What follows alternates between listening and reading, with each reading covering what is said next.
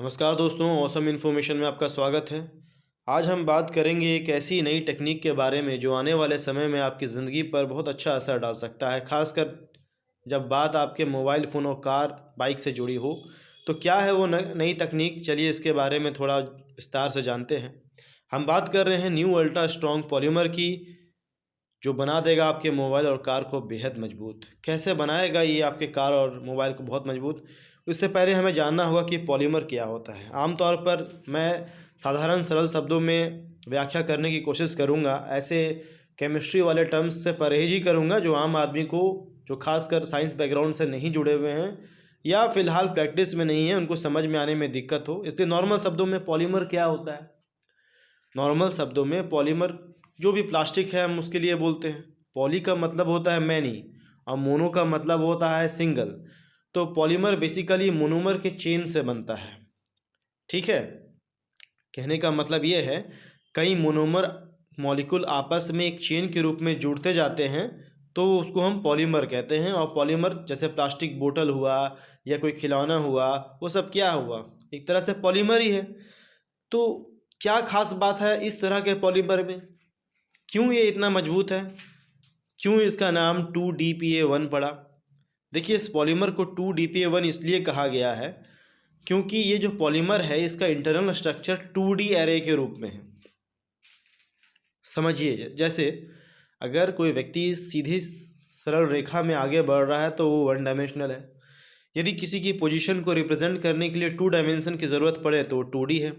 जैसे आपका कोई लैंड का प्लॉट हुआ वो 2D हुआ, पेपर शीट हुआ वो 2D हुआ। जहाँ लेंथ और ब्रेथ ज़रूरी है उसको मापने के लिए, विड्थ आपके लिए ज़्यादा सिग्निफिकेंट नहीं है।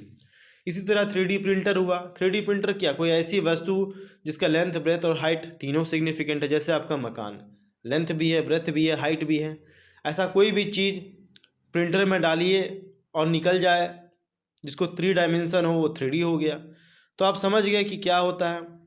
सिग्निफिकेंट का मतलब ये है कि मान लीजिए कि आपको प्यास लगी है, आप गए पानी पीने, तो क्या पानी पिएंगे आप? एक बूंद पानी पी के तो नहीं बोलेंगे कि मैंने पानी पी लिया। सिग्निफिकेंट पानी पीजिएगा, मतलब जितना से आपकी प्यास बुझ जाए। तो वही मैंने बात किया कि यहाँ पर बहुत मॉलिकुलर स्तर पर ये जो मोनोमर था आपस में जुड़ के एक चेन बनाता था जिसको पॉलीमर बोलते थे। लेकिन यहाँ पर जो चेन बनाएगा वो एक शीट के रूप में बनाएगा, एक 2 डायमेंशन के रूप में बनाएगा। तो उसको हम 2DPA1 कहेंगे। आप देख रहे होंगे फिगर में एक शीट के रूप में बना हुआ है। 2DPA self assemble into sheets 2D। तो इस मटेरियल को डेवलप किसने किया, जानना बहुत ज़रूरी है। MIT, Massachusetts institute of technology, जो US में है, बहुत ही फेमस यूनिवर्सिटी है। इसके केमिकल इंजीनियर्स ने ये मटेरियल बनाया। ये मटेरियल की खास बात ये है कि ये प्लास्टिक जितना हल्का है और स्टील से भी ज़्यादा मजबूत है। आप समझ लीजिए कि कितना बेहतर ये आविष्कार हुआ है। तो इसके बारे में और ही बात करें तो थोड़ा और जान लीजिए कि पॉलीमर एक मॉलिक्यूल होता है जो कई बार रिपीट करता है। मोनोमर के रिपीटिंग यूनिट के द्वारा पॉलीमर बनता है एक लॉन्ग चेन में। और यदि उसी लॉन्ग चेन को 2D रूप में अरेंज करते हैं, एक शीट बन जाता है, तो उसे हम क्या बोलेंगे? 2DPA बोलेंगे, जिसके बारे में हम अभी बात कर रहे हैं। अब यहाँ पर कुछ खास बात और है इसके बारे में जिसको आपको जानना होगा। 2DPA is also impermeable to gases. मतलब क्या है कि एक इस तरह का चीज़ बना हुआ है, इस तरह का पॉलीमराइड, ये 2D शीट्स को हम पॉलीमराइड कह रहे हैं। जो मोनोमर के सिंगल यूनिट द्वारा चेन बनता है उसको हमने पॉलीमर कहा, जो शीट के रूप में है उसको हम पॉलीमराइड बोल रहे हैं। ठीक है, ये जो 2D शीट्स है जिसके बारे में हम बात कर रहे हैं, इसमें गैसेस जो हैं वो रिस नहीं पाते। जब गैस ही नहीं रिस पाएगा तो पानी भी रिस नहीं पाएगा।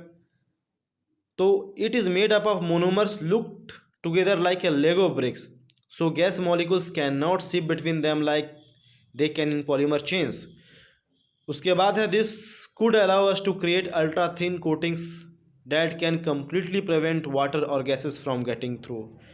कहने का अर्थ ये है कि अब आप सोच लीजिए कि एक ऐसा कोटिंग आपको निर्माण हो सकता है जिसमें गैस भी ना रिसे, जिसमें पानी भी ना रिसे, जो स्टील से ज़्यादा स्ट्रॉन्ग है और हल्का है प्लास्टिक के जितना। तो सोचिए अगर इस तरह के कोटिंग को अपने मोबाइल में इस्तेमाल करेंगे तो क्या आपका मोबाइल में स्क्रैच होगा?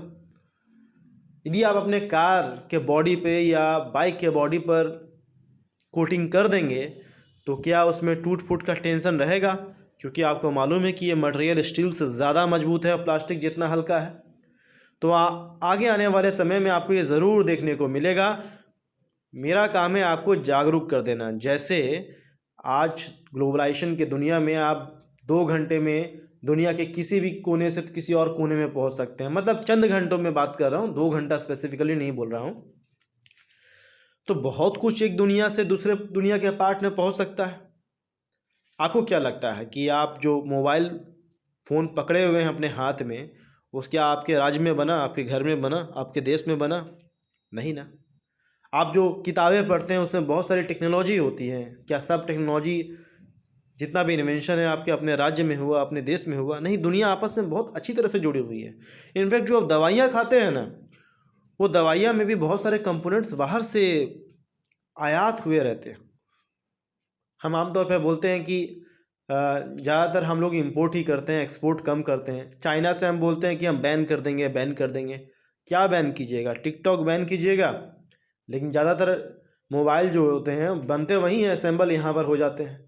और जो आपके दवाइयों में इंग्रेडिएंट्स है API, वो भी चाइना से इंपोर्ट होते हैं। आपके जो रेयर अर्थ मेटल है वो भी वहीं से। मैं इसका बात क्यों कर रहा हूँ? मैं इसलिए बोल रहा हूँ कि ग्लोबलाइजेशन का दौर है।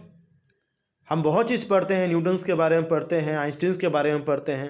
ये सब अलग अलग देशों के हैं। हमारे धर्म संस्कृतियों में हमेशा ही वसुधैव कुटुंबकम कहा गया है कि पूरा विश्व एक परिवार है।